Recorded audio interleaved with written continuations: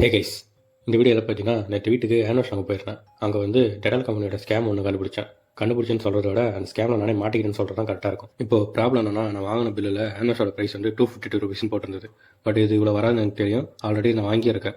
So கடையில் கேட்டதுக்கு கடையில் என்ன சொன்னாங்கன்னா, ஒரு பாக்கெட்டோட ரேட் வந்து 126. அப்போ 2 பாக்கெட் வந்து 252, 2 வாங்கினா 1 ஃப்ரீ, இது பை 2 கெட் 1 ஆஃபர் அப்படின்னு சொன்னாங்க.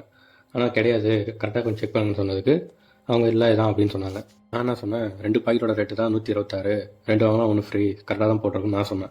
சரி இருங்க பார்ப்போன்ட்டு பாக்கெட் நல்லா அந்த பக்கம் இந்த பக்கம் திருப்பி பார்த்தோம். அப்படி பாக்கெட்டில் நல்லா பார்க்குறப்ப ஒரு எம்எலோட ரேட் வந்து 36 பைசான்னு போட்டிருந்தது. அப்போ பாக்கெட்டில் எத்தனை எம்எல்னு பார்த்தா 125 எம்எல் இருந்தது. அப்போ ரெண்டையும் மல்டிப்ளை பண்ணால் ஒரு பாக்கெட்டோட ப்ரைஸ் வந்து 63 ரூபா தான் வருது. அப்போ நான் சொன்னதான் அங்கே கரெக்ட். அப்புறம் கடையில் பில்லு சேஞ்ச் பண்ணி ஒரு பாக்கெட்டோட ரேட் வந்து 126 தான், அதில் 6 ஆஃபர் போக 120 பில் போட்டு கொடுத்தாங்க. இதில் டெட்டாலோட ஸ்கேம் என்னன்னா, ஒரு பாக்கெட்லையும் 63 ரூபான்னு ரேட்டு தனித்தனியாக போட்டிருந்தா எனக்கு பிரச்சனையே இல்லை. ஈஸியாக 126 அவங்க பில்லு போட்டு கொடுத்துருப்பாங்க.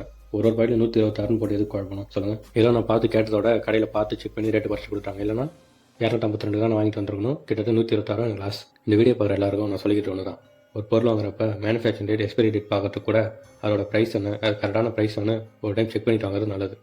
இல்லைனா ஏமாந்து தான் நிற்கணும்.